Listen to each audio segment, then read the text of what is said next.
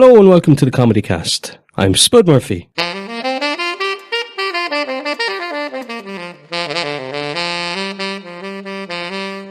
You're all very welcome back to another episode of the Comedy Cast.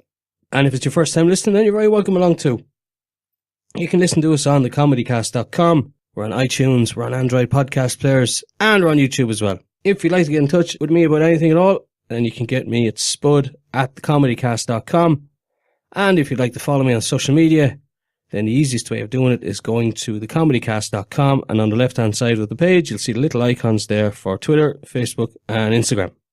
If by any chance you are actually having some problems listening, you can also go to the Comedy Cast website, and on the left-hand side of the page as well, you'll see a post about how to get the feed into your podcast player. Right then, on to today's podcast. So today we're going to be hearing from a Scottish stand-up comedian, Kevin McPadden. We kicked off the interview speaking about Kevin's upcoming Glasgow Comedy Festival shows and how his preparations are going for this year's Edinburgh Fringe Festival. That got us talking then about Kevin's writing process and how he prepares his sets and how he likes to explore ideas for jokes. We spoke then about how and why Kevin got into comedy. We speak too about how he used to be nervous before gigs and how he's learned to deal with it. We also chat about the first time Kevin bombed and how he dusted himself off and learned from the experience. We chat then for a bit about the dreaded comedian's comedian term and alternate comedy as a whole. We talk about his influences, in particular Scottish comedians and American ones as well. We speak then a bit more about Kevin's writing process and how he decides on whether a joke is good enough or maybe it needs some fleshing out to improve it, and how long he gives a joke before binning it if it's not working. I asked Kevin then about if performing stand-up comedy all the time and seeing other stand-ups a lot has led Kevin to somewhat less enjoy stand-up comedy. We get back to the Edinburgh Fringe then, and with the challenge of going from doing 10, 15-minute sets to doing a whole hour. Finally then we speak about the health of the current Scottish stand-up comedy scene and how his gigs south of the border in England went when he finally ventured over Hadrian's Wall. Hope you enjoyed the interview then, and I'll speak to you after.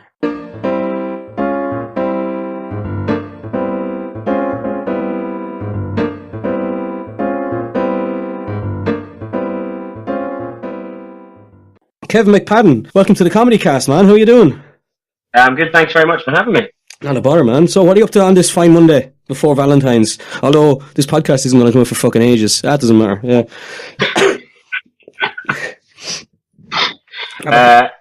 Well, nothing to be honest. I'm having a very boring night in, sadly. I'm having to kind of knuckle down because I've got Glasgow Comedy Festival coming up, and I realised that I've only got about half a show. So I've actually realised I probably should spend some time writing, so try to knock it on there. I was going to ask you about that later on, but sure, fuck it, you brought it up, so I'll ask you now. It might be a bit of a shitty opening question because, you know, people like to get warmed up and talk a bit first, but no, I'm going to ask. I know that most comedians, they're very much fucking procrastinators, and they put off, and then they wait until they have to freak out like 2 or 3 days before. But like, what kind of stuff do you do to put yourself in a mood for writing? Do you listen to some music? Like you probably don't watch any comedians because then you end up kind of stealing their stuff, or like do you use writing prompts, or you know, what do you do? To be honest with you, what I tend to do is I will go over material that I've already got, and then I find myself just adding wee bits to it, and then it ends up with a much bigger bit than it originally started. The problem I've got is that a lot of my stuff's anecdotal, so it's really hard to just invent stories when they've not happened. So I'm kind of just hoping that funny things are going to happen to me. Sitting at home on a Monday. Yeah. I mean, it's a high-risk strategy. I've got to be honest. I reckon I'll be alright. I've got a few weeks yet. Yeah, you're sound. I heard on one of the videos you're in that you're living in Glasgow, Kevin, but you're not from there, are you? That's not quite right. I live in Edinburgh, but I'm from Glasgow. Right. Okay. Because I saw, where were you? I think you were in the stand. I think you came on stage and said, "I'm living," or "I've moved to Glasgow," or something like that. But it's a while ago, isn't it, that video? Yeah, that was my first gig. No way. So, yeah, that was my first show. Are you serious? Yeah. Oh, holy shit. Okay. Oh, that was really good, man. Well done for your first show. Oh, thanks, man. To be honest with you, it gave me a lot of false expectations for what being a stand-up was going to be like, because the Edinburgh stand has got to be like the most forgiving comedy club ever. You get these huge kind of live at the Apollo laughs, and then you go do the same stuff in the back room of a pub. If you would. You fuck off.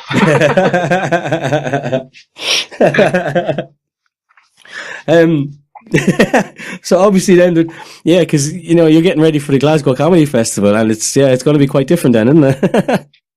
Yeah, absolutely. Yeah, I did the Edinburgh Fringe Festival last year, so I'm hopeful that it should be all right. I've got because it's the same show that I'm taking. The only problem is the show's called #Bigger Than Kanye, and since the festival, Kanye's had a mental breakdown. So I just feel like the kind of main message of the show has been impacted somewhat. So I'm trying to write new material under the same heading because I just thought, fuck it, it's a catchy title. Fair enough. So look, go back to this. So how and why did you get into comedy, Kevin? Was it something you always wanted to do, or was it something you said, I'd like to try it once, and you just, you know, you were good at it, or, you know, what was it? I mean, I think for me, I've always liked the idea of doing it. But I'm like, I was out of my group of friends. I was always the guy in the pub with a daft story that made everyone laugh, and it was actually my friends that convinced me. And I actually thought it was a piss take for the longest time. You know, like those guys in the first few rounds of like X Factor and stuff that I've obviously got dickhead pals. So I decided to apply at the Stand because it seemed quite a forgiving place, as I said, and then I just saw the first gig. It went, oh, I might give this a go more often. But it's so addictive, man. You know, it's just craving attention. Is it the attention or is it the approval, man? Which is it? I don't know. I think I'm a narcissist either way. But look, I think you have to be a narcissist to get into any kind of entertainment. Like even doing what I'm doing, like I'm not a comedian. I just like to interview comedians. But it's still narcissistic of me to start the podcast because I'm like, yeah, well, I'm good enough to interview people, so I think I'll interview comedians and do something that's a little bit different. Whereas like you lads are like, I'm going to make everyone laugh at my misery. Yeah, it's putting yourself at the centre of attention for strangers' approval. I mean, it's about as desperate as it gets. Well, I suppose the groupies are worth it, yeah. I mean, I don't know if you know much about the open the open spot comedy circuit, man. Groupies there are not. I think comedy groupies are gonna be fucking scraping the barrel. Huh? That must be low on the ladder.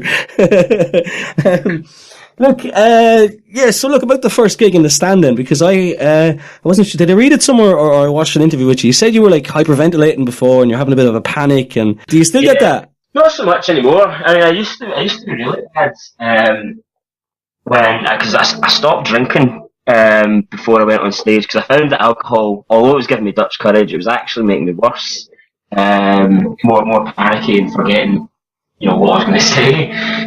So that first gig at the Stand, I was literally crouched down, like kind of head between my knees, brace position. I just thought I was going to be sick. But honestly, I know it's cliche, but like the second you're on stage, that all goes. You know, it's just like, right, down to business. Let's just do this.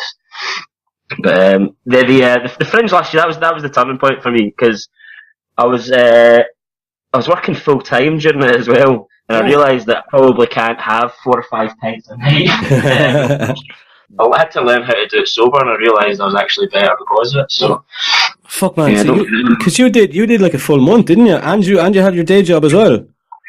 Yeah, that was a mistake. Whoa. But you know, you're not going to do that again, are you? Probably. It'll probably just be the way it works out. You know. But we'll see what happens. How long then were you? So you said there earlier that the Stand crowd are fairly forgiving. So like, how long then were you gigging before you had your first fucking terrible night? You bombed like. Not that long. I did 2 gigs at the Stand because they always give you 2 to start off, and then I got really good feedback, and they said, "All right, we'll give you another one," and it was at the Glasgow Stand instead, and I was given 5 minutes. I think I got about 3 minutes in, and I just went, nah, this is not going well. Shit. I'm not having a good time. So, because it was actually, Tom Stade was on that night, and I remember he kind of consoled me a bit. after I came back, because I was just going, oh, that fucking sucks so bad. And he was just like, yeah, I mean, it was okay. I mean, how long have you been going? And I was like, 6 months. He's like, that's okay, man. You know, I mean, if you were like 6 years, I'd be like, fuck, that sucks. So, so it was quite quick an experience that I had my first day. And then how fast again was it until you got back on stage? The very next night, actually, I went from dying a death in front of about 200 at the stand in Glasgow to doing okay in front of about 8 audience and 10 comedians at an open mic. And it was just because of the time how quickly I was back on stage. It was enough to just make me go, okay, it's not always dead. You could be cursed, man. You could be like, you know, one of these comedians, and you're not going to make a penny out of this. I mean, it's a controversial view, man. But I can't do comedians, man. Like I don't get it. The alternative comedy, you know, I don't get where their headspace is. And a lot of the times I find that they're just trying to make the comedy equivalent of like horseradish ice cream. You know what though? You're dead right, man. You're dead right. Instead of like, you know, so many people would be just, you know, they'd be sugarcoating that. But like, no, you're dead right, because a lot of people, I find a lot of people, they say they like someone without really liking someone. They might have seen one Netflix show, whereas he has fucking 10 or 12, and they don't really like him at all. They just like him because he's kind of cool to like. It's a hipster kind of thing, you know? Yeah. I mean, don't get me wrong, there are some alternative comedians that I do like. I will wear, like, there's a guy in the Edinburgh circuit, Pat Mulholland, who's got a routine about being a ghost of a cow. Like, and it's the most mental, but it's funny, and it's really, and I understand the jokes, but sometimes I'm just like, I have no idea what you're on about. You wouldn't have gotten to see it then at last year's Edinburgh because you were gigging so much, yeah? Did you see anything at all? Unless it was during the day on a Saturday or Sunday, I didn't get to see it. But to be honest, I really took that time to just chill out. No, you'd have to. So I didn't really see anything. So I'd have to, because it's just, you know, doing a whole month that's a fucker, man. So well, fair play to you for doing that. Oh no, sorry, I tell a lie. I saw the show before and after me numerous times. So I ended up learning loads of their bits as well. I watched as many videos of you, Kevin, as I could find for researching the questions, and I think, man, that you're ahead of the game in that usually comedians as young as you aren't very anecdotal. You know, they kind of hide behind made up stories or one-liners or puns or being overly crude, like being more disgusting than they have to be. And, you know, I get the impression that you were older than you are because you're being truthful on stage. And okay, I don't mean that everything that happened in your stories is true, but everything has to be embellished for comedic purposes. But there's a kind of not maturity to your comedy, but it's a kind of thing that, like I say, there's a truthfulness to you being up on stage, and that everything that comes out of your mouth is very believable. Yeah, I mean, I was wondering where you were going there, because I thought if you were going to suggest that my comedy was mature, I was going to be like, I'm not sure. But yeah, I mean, you're absolutely right. I mean, you can't do comedy without a bit of embellishment, you know, but the bones and the structure of all the stories that I have, they are all things that did happen. So, yeah, I mean, it just doesn't work when you, well, for me, I can't do, you know, making stuff up. I'm not very good at jokes or anything like that. So I just want to keep my stories just to be, they're all very self-deprecating. But I don't know, I'm trying to think of the best way to describe this. I think what I found has been successful is when you can show vulnerability to the audience, they're more likely to buy into you as a comedian. I don't know if I'm just talking utter bollocks here, but no, I agree with you. No, definitely, because I know we had a fella on last week, and he runs this massive comedy course in California, and he was saying the same things. It's like exactly what you more or less what you said there, but showing vulnerability, because people they identify with it, you know. No, absolutely. So, like, you know, just on that point, like, so I'd say, maybe I'm wrong, but I'd say you're probably influenced far more by American stand-ups than anyone from Britain, yeah? So there was a bit of awkward pause there. I wasn't sure what else you wanted to add onto that. But yeah, perhaps. You know, I'm not really too familiar with the styles and stuff like that. I mean, the reason I like the comedy is primarily because the Scottish comedians. I mean, it's like watching like Billy Connolly and Frankie Boyle and Kevin Bridges. That's the reason why I do comedy. But I do love like Louis C.K. And I certainly love the way he delivers his jokes as well. I just think they're so well crafted in the stories. Like you know immediately what he's talking about. It's all very relatable. It's not long-winded explaining this, that, and the other. You're just immediately there when he talks about something. And yeah, I mean, I absolutely love that. And I try and emulate that, I suppose, in mine. Because something that I've learned, and mainly by watching other comedians who tell stories. I was watching them and then realising that I must have been doing it. It's when they tell a story and it just goes on and on and on, and there's so much fucking description and there's so much build up, and then you get this. Okay, the punchline's fine, but it wasn't worth the wait. Yeah. And I found that the stories, if you can strip them out and make them really lean, if you can get just the points that actually make sense and the beats that hit and resonate with the audience, that's what makes a story great. And Louis C.K. is amazing at that. There's no bullshit in his stories. Like he doesn't, there's no waffle. It's all very considered and precise, and actually, it's all of it is a joke. It's not, it's not a build up to a joke. The whole thing is the joke.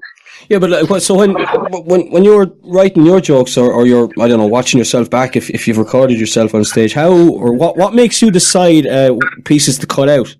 So I mean, like if I'm writing, I go, what does that add? Or if I'm listening back to a recording, you go, well, that was meant to be a punchline. I didn't get a laugh, right? So it's not adding anything. Get rid of it.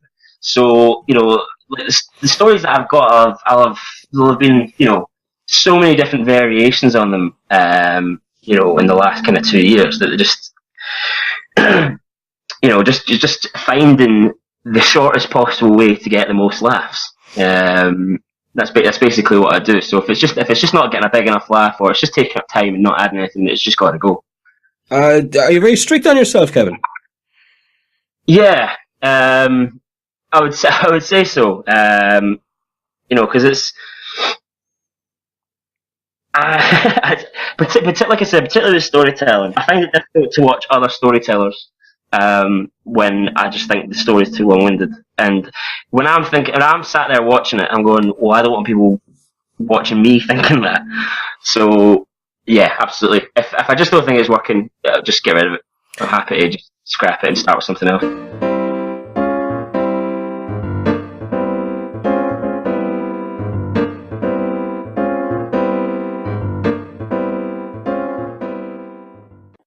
Something you said there, like when you're watching other lads and you're being critical of them, I suppose, or well, not being critical of them, but you're thinking critically about them. If you get me the difference. Do you find that has some of the enjoyment gone out of watching comedy since you started doing comedy? Because now you've seen behind the veil and you kind of know how it's done. The little tricks that'll get an audience on your side, and that the more you perform, do you actually lose some of your love for seeing stand up?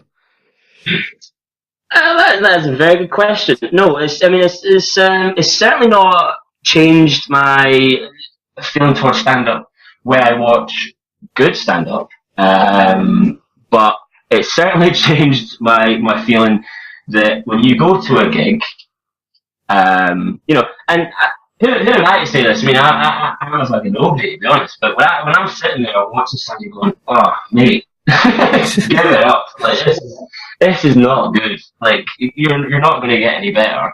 And having to sit, because it's professional courtesy. They've watched you, you should watch them. And having to sit through that annoys me.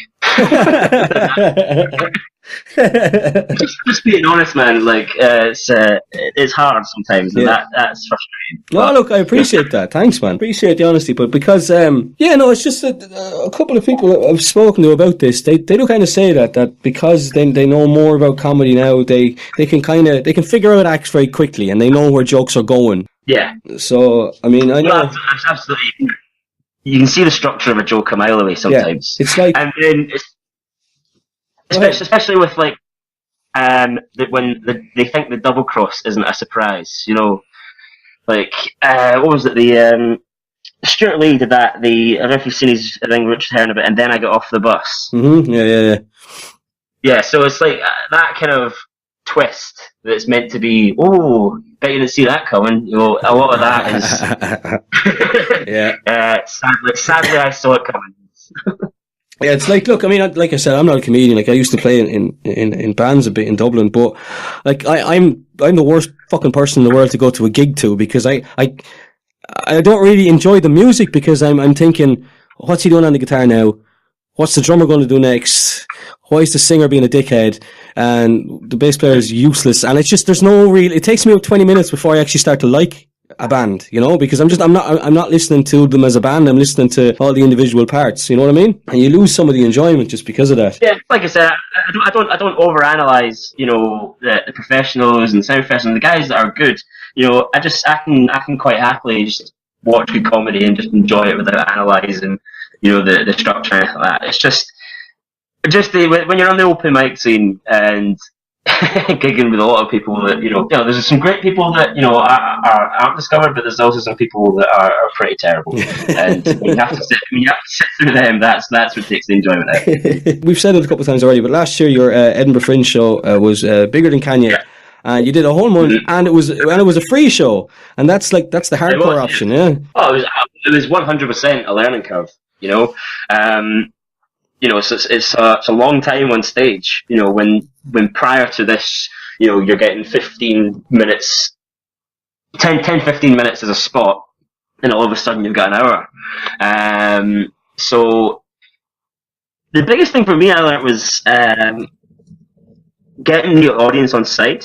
So you have the job of being an MC as well as comedian. So things like keeping the audience engaged and talking to them and getting them warmed up, that's your job, you know. And also, if you know, kill the room a little bit with something, you know, say something off the cuff that they don't like, then it's also your job to then get them fully back on side. There's no, again, like I said, there's no MC introducing you or whatever that's going to influence that. I mean, I made a mistake during the Fringe when most of the audience were sat in front of me, but there was kind of two seats to the side of the stage, and there was these two girls just chatting away. I tried to make a bit of a joke of it, you know, got up to them and embarrassed them, and like, hey, so what are you guys chatting about? Blah, blah, blah. And they just shut up. They just became mute. I just didn't respond at all. And then, so I was like, right, okay, well, I'm not just going to talk to a fucking brick wall, right? Carry on. And then they started chatting amongst themselves again. Oh. Right? And I don't think the audience could hear it because they were kind of tucked to the side, but they were just nipping away in my right ear. And I just was like, can you just like shut the fuck up? And that just killed the room. Like, people were, who's this nutcase just shouting at two women?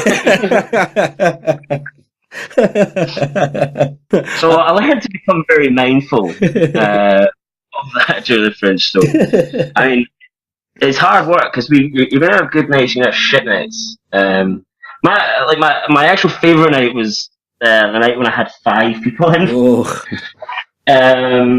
So I basically made them all sit in the front row, and then I just pulled up a chair in front of them, and we just had a chat for like an hour, and it was the most fun.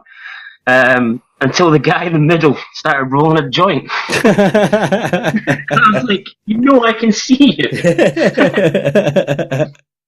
Yeah, the bar wasn't impressed with that. So, oh no, he didn't spark up though, did he? Surely he went outside. Yeah, I mean, it was mental, but he wasn't that mental. Like, anyway. Kevin, man, why did you you know, because if you've been doing, you know, 15 minutes here and 20 minute sets and all that how what made you decide, fuck it, I'm going to go for the hour at the Fringe?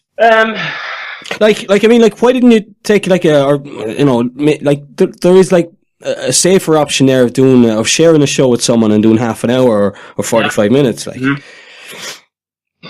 Yeah, I know, man. I don't know, just. I mean, the honest answer is I believed I could do it. Yeah, so I just did it. Yeah. So, I mean, that's kind of the kind of, right, without going into a whole bloody Fringe show here, the principle of bigger than Kanye is about not thinking about doing things and just going out and doing it, and you'll end up being bigger than Kanye, right? So it was kind of in part me trying to live by the motto I was trying to. No, that's cool, man. No, that's good. And so, yeah, you gave me one of your high points there. So, what was your lowest point at last year's festival? My lowest point, the lowest point was on a Saturday night. Now, the venue I was at was under a reasonably rough pub. So the weekends were always locals just wandering in to see what was happening, plus some extra people that wanted to be there.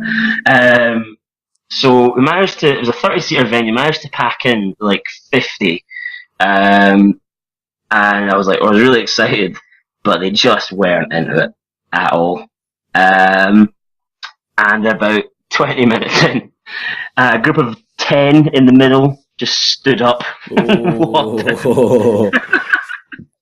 Ouch. So yeah, I mean, I've just realised that, you know, I'm gonna have to say something here, because I just realised I told you 2 stories in the Fringe. One where in a packed room and everyone left. One where everyone was back. Yeah. It did have a very good Fringe run. I was just talking about the 5 was just the most fun, man. There was I'd do it all again. Like, absolutely loved it. Yeah, because look, I know you're going back. I saw on your Twitter that you've put in your paperwork for it, and I see that, like, you know, over the next couple of months you're pretty busy because you're getting ready for the Glasgow Festival. And I saw you have a gig on fucking Paddy's Day, man. So fucking good luck with that. That's going to be horribly messy. Yeah. Sorry, 17th of March. 17th of March is Paddy's Day, man. Yeah, so you're fucked. Okay. In Glasgow. Yeah. Oh, sorry, but you know, you've been warned now. Do lots of Irish jokes, you'll be fine, man. Yeah. Oh man. So look, I wanted to ask you then, are you already putting in the new material, or are you going to try and keep as much of it under wraps until the Fringe in August? To be honest, what will probably happen is there's a few routines that I'm going to drop from the original show, and it'll probably be filled by some of the material that's going to be used from my Fringe show this year. It won't be a massive amount, to be honest. I am trying to write a full new hour for the Fringe this year. So yeah, it'll be largely the same show as what I did last year for the Glasgow Comedy Festival. Are you into like writing? Do you want to do like TV shows, or are you the guy who just, you prefer the real interaction with the audience and performing live is what's really for you? I mean, to be honest with you, I'm not really sure. I mean, I've not really done anything other than stand up, and I don't want to just kind of spread myself across a number of platforms until, you know, I feel like I'm doing one very well. So like I'd like to be gigging more regularly with the stand up and basically, I don't want to say master it because I don't think that's possible. But like, you know, just actually be at a confident level with my stand up before I actually explore any other avenues. But to be honest, I don't really see any other routes I would go down at this stage. I don't really fancy writing. You've already cornered the comedy podcast market, so yeah, I'm gonna have to look at other avenues. What's your opinion on the health of the scene, the live scene in Scotland at the minute? What's my opinion on it? You know, man, it's pretty good. I mean, like, it's saturated. There's a lot of comedians. You know, there's arguably too many comedians for the number of gigs that are available. But for me, there's just a brand new comedy club opened in Edinburgh, Monkey Barrel, which is rivaling the Stand. They're running some good things there as well. There's a whole host of stuff going on in Glasgow that I just don't get involved with because I'm lazy. No, it's like, you know, when you're working full time and then you go, I can get the train through to Glasgow, 2 hours round trip for a 5-minute set somewhere, and you go, nah. I mean, it's a bad attitude to have, because I probably should be gigging more through there, but at the moment there's enough for me to keep me happy. Have you gigged south of the border at all? I have, yeah. I've gigged there in England. I've done a few gigs in London, and I've done a couple of gigs in Manchester. They were, I've got to be honest, horrific. They were like, I wasn't down there for a gig. I was down there for different reasons, and I decided, fuck it, let's just try and get on somewhere. The one in Manchester was an open mic night, and it was like the most open mic night I've ever been to. I mean, I'll explain that. I mean, like when you're an open spot and you're trying to get gigs, there'll be open mic nights all over the place, but they get booked up like months in advance because there's that many comedians. This one was like literally turn up on the night and you will get a spot. And when you do it like that, the standard is abysmal. Yeah, a couple of guys telling racist jokes on a ukulele, and you're like, alright, this is smashing. So, London was did an open spot gig, and there was 20 comedians on the bill. Oh, Christ. Tough crowd, huh? Yeah, yeah, I mean, it's just too ridiculous. Like, so 20 comedians on the bill, and effectively 21 people in the room, us and the promoter. Right? So I think the scene is considerably better up here. As far as the open spot scene goes, I would say it's considerably better up in Scotland. But yeah. What would be the worst piece of advice you could give someone thinking of getting into stand-up? The worst bit of advice I could give to somebody getting stand-up is genuinely listening to advice from somebody who isn't a professional. Right? So I include myself in that, but there's so much bullshit advice that people give you, and the only other thing, which I'm going to break my own rule now, is don't listen to the pats on the back you get. Don't listen to the praise you get. If you storm it at an open mic night, because people aren't paying to get in, or they're paying a couple of quid. So their expectations are pretty low. If you can storm on a gig when they're paying £8, £9, £10, then yeah, maybe you're doing all right. but that's about it. Cool. All right, man. Kevin, man, give us your Twitter, your website, and plug your gigs that are coming up. Right. I mean, as far as gigs that are coming up, it's just the Glasgow Comedy Festival. There's the odd 10 minutes I'm doing here and there. I cannot remember what they are off the top of my head. But my website is kevinmcpaddencomedian.com. Yeah, Twitter. Have you Twitter or YouTube, something like that? At Kevin_McPadden. Kevin McPadden, man. Thanks a million for coming on the Comedy Cast. Had a great laugh with you. Thanks. Yeah, no problem at all, man. I enjoyed it too.